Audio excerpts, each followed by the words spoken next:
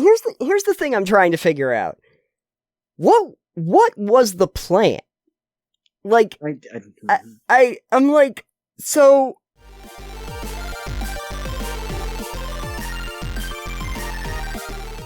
So, Alex, our show is called Total Pebble Knockdown, and as many people might know, that results from TPK, which actually means Total Party Kill, but I got that wrong, and so now we're stuck with it. 9 years ago. 9 years ago. Oh boy, almost a decade. 7. No, it was 9. We actually have a thing that I found on the D&D subreddit that has everything to do with Total Party Kill, and so I wanted to tell you about this and get your thoughts on it. Sure. The title of this post that came out a year ago is, has anyone ever used a TPK successfully to progress a campaign? Here's what they write. Years ago, I was on a table where my DM threw an extremely difficult combat at us, knowing we would die.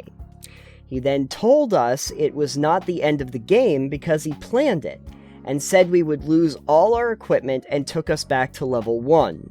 We were level 9. The table was annoyed, and the game just ended there, with majority walking away. Ever since, with running my own games, I just wonder if something similar could actually work? ? Bold move, Cotton. Let's see how it works out. So, how long ago did they say they did this game? It said years ago. Not, yeah, years ago. Because D&D and RPGs have changed a bit in how people play them and how they're presented over the years. Sure. So, I'm sure back years ago,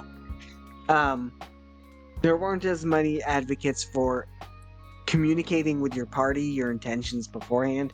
Maybe not spoiling the game, but, those party tools to help people feel safe and whatnot. Communication tools. Session 0 might not have been something we discussed at the point. So, I feel like if you were to do that now and be like, hey, so I have this narrative idea I would like to go with. Yeah. And that's like, I need to murder your characters and strip you of your stuff. Yes. So, like, are you okay with that? Or should I go another route with the narrative? It's like, this is my intention. Is everyone on board? Because then you get the buy-in from the get-go. Right. This is one of those cases where I think you kind of have to make sure that the crew is on board, because as we find out, everyone kind of just goes, well, I'm out when you throw it at them. I do have to say, if I was a player at that table, I'd probably be like, I guess that's the end. I'd just kind of walk away anyway, because it's like, you're basically starting a new campaign as far as I can tell. I guess here's the thing I'm trying to figure out. What was the plan? I'm like, so it was planned that all the characters are going to die, and they're going to go back to level 1, and you're going to take away all the equipment. It sounds like you're just creating a new campaign with the same characters. If they have the same memories. I don't know. It's kind of like what they do, in Metroid, I think, where it's like, yes, you've got all these powerful things, and then they get stripped from you.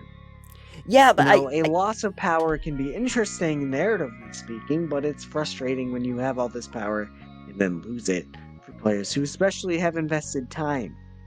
It's like a God of War 2, right? Where at the beginning Kratos loses. Yeah, and 3. But yeah, Metroid. Was it 1 to 2? It might have been 2.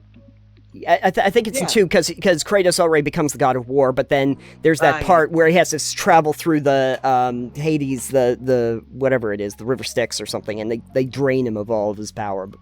No. What happens is he drains all of his own godly power into the Sword of Olympus. Oh, right.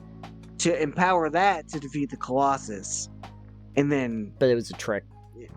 It was a trick by Zeus. Yeah. And then Zeus fucking runs him through with the sword. Yeah. And sends him into the underworld. Yeah. And claws his way back out of. Right. Fun yeah, times. it's that. It's like, oh, I've got all this power, and I'm gonna drain it all, and then get killed and have to claw my way back in hell. So, like, maybe they were going for that kind of angle, and I can Perhaps. respect Yeah. that kind of angle. Like, that's an interesting story to tell. Like, I would love to run a campaign where I have the players start dead, and they just don't know they're dead. Yeah, that would be very Um, interesting. Like, there'd be clues, but you wouldn't know until suddenly it comes to, we're fucking dead. Right. I think the one problem is that, like, we cited, like, God of War, we cited Metroid. The thing about it is that part where you get your level drained and you lose all of your powers, it happens at the beginning of the game. Right. You didn't have to play an entire game through to level 9 before they said that. I didn't have to play a whole Metroid and then have them say, oh, now you're gonna have your powers taken away, do it all over again, your princess is in another castle, Mario. Like, it's... Maybe what they're going for is like a prestige. When you can level up to a max level, and then you can prestige it, and then you roll it back around so you're level 1 again. I think you can do the same thing in Skyrim with your skills. Get them to 100, then master them. Oh yeah, you can do a mastery, and then it comes back around. Yeah, yep. You can. So I think can. that maybe they were going for that angle. Maybe you've got mastery now. You've lost all your shit, but hey, you gain XP 1.5 times.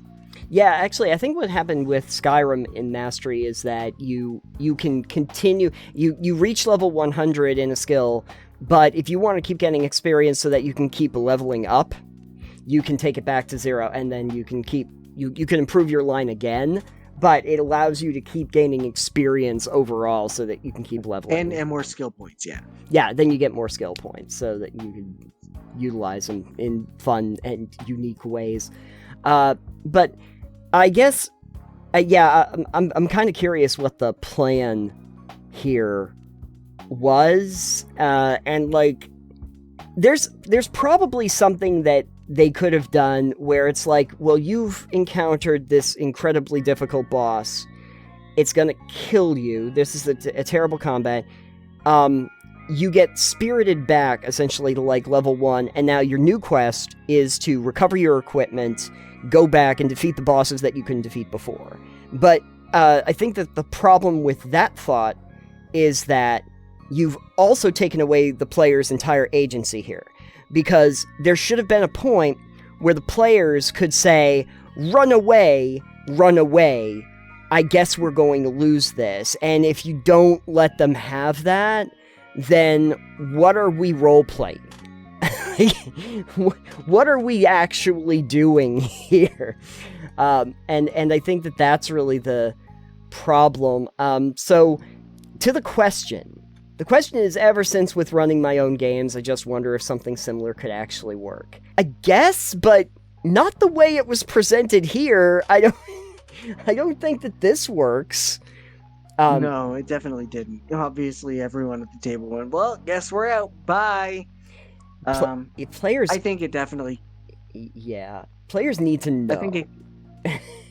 It can't work. You've got to have buy-in from your players. They've got to be okay with it, and you either have to do it towards the beginning of a campaign or have a really fucking good lore reason and narrative reason to do it 9 levels into D&D. It's level 9 takes a while to get to. This has to be set up from the beginning. There has to be... You have to, in world building, explain that this is a possibility and what would happen. Like... You gotta do foreshadowing for something like this. Oh, that's the same thing Kingdoms of Amalur did, which is you wake up as a corpse. Yeah. You wake up as a corpse. You don't remember anything. Other people remember you. Yep. It's like, well, fuck it. Fateless one. Yep. And then you gotta work your way back. That is true of a lot of games. Knights of the Old Republic. You wake up on the oh god, I'm not going to remember the name of the ship. But anyway, you wake up on the ship. It's going down. The Sith are attacking. Now. Yeah. And you got to figure out what's going on. You have no memory of what's going on. You're complete blank slate. You don't have any powers. what's going on? And then they gotta, like, shepherd you out because, you know, you're kind of important. You don't know why, but it's important that you're there. A lot of games start you out in a similar circumstance, but they don't usually do it, like, halfway through after you've achieved something. This is more of a setup similar to what you saw in, Skyrim kind of did this, Fable definitely did, Deus Ex. That part in the game, which I feel is a trope in itself, at some point maybe we should talk about this, but that point in the game where you've done pretty well for yourself, you've collected a lot of equipment, and then they throw you in jail and take everything away from you. And so for this one section in time, I now have to figure out, without any of my stuff, how I'm going to get out of this situation, recover all of my stuff, and take revenge on the people that put me here in the first place. There's a lot of games that have done that. Yeah, there are. Yeah, it's a easy. I know magic. Yeah, I know magic. I already have cybernetic upgrades. They can't take those out of me. You know, that kind of thing. Or you just happen to be right next to the cell of the dude who has the key and will help you out if you do him a favor. Like, it's that, you know? That kind of thing. But it doesn't sound like that was the plan. It sounds like the plan was just drain your characters and then we'll figure it out later. And if you're gonna do that, the players need to be involved in it. They need to be aware of it, and more importantly is, I want to know what in the game makes that happen. That doesn't just kill my characters outright, but apparently takes me back to level 1. Is there a mechanism? What was that mechanism? Could you have explained it ahead of time so I know that this is a possibility? And then from there... Oh, you know what he's probably thinking about? He had probably played Dark Souls, and the big boss took away all of his souls and dropped them on the ground. And he was like, we could do a campaign like that, where the boss takes away all your souls, then you gotta go get them again. What would you have to do to make something like this work?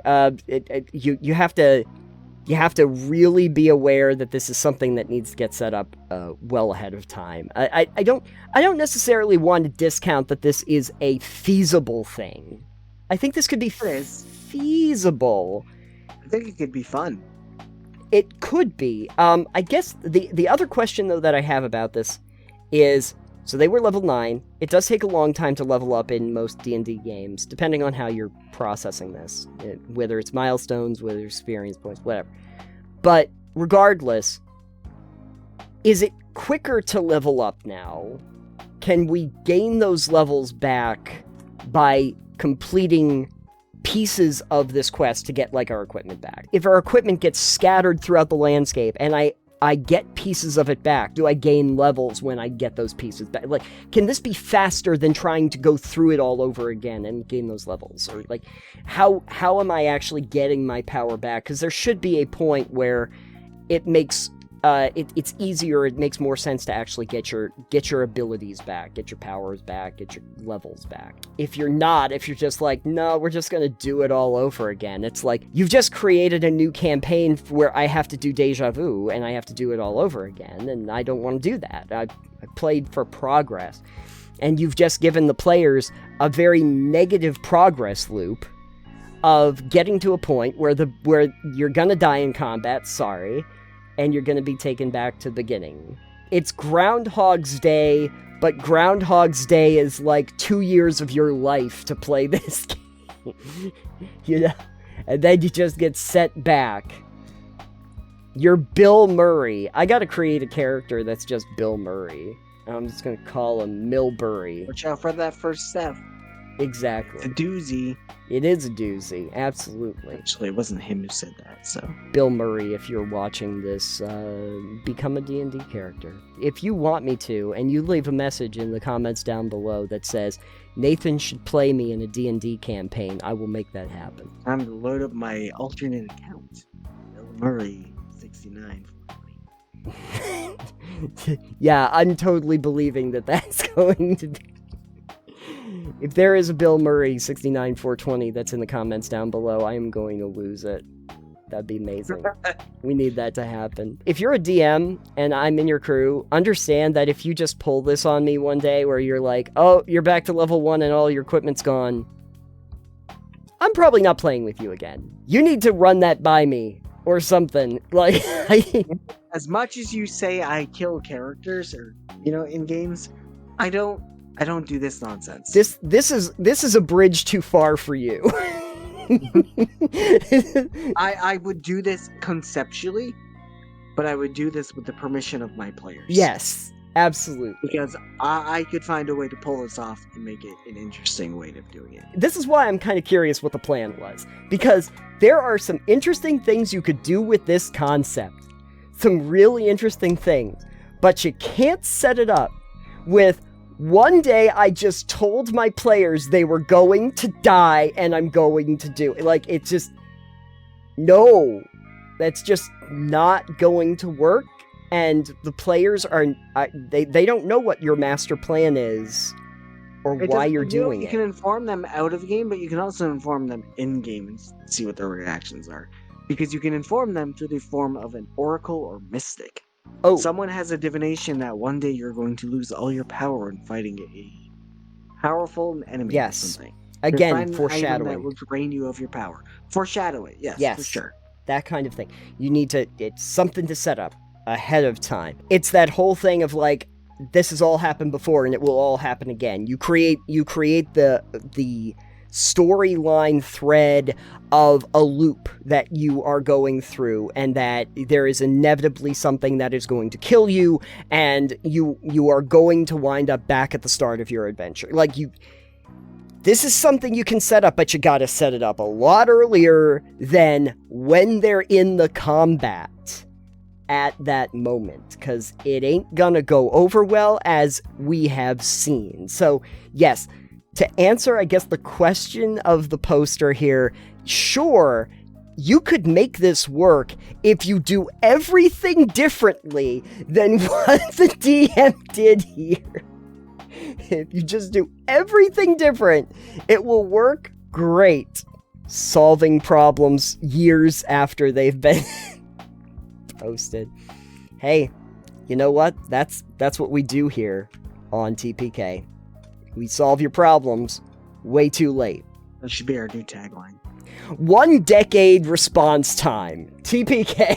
If you have some thoughts on how you could actually make this level drain auto TPK system work, you let us know in the comments down below if you've encountered something like this before. I'd be interested, like, if for some reason, some random reason, you are the DM that did this, I need to know what was supposed to be the plan.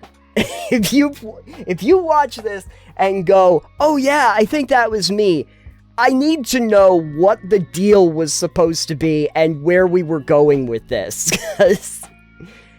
Because I'm curious now. Tell me in the comments. Let us know in the comments. Or if you have a question that you want to ask us and have us answer in a decade, please also let us know. Yeah, I will log it, and in 10 years we'll come back, we'll answer it for you. That is our guarantee. 10 years or less.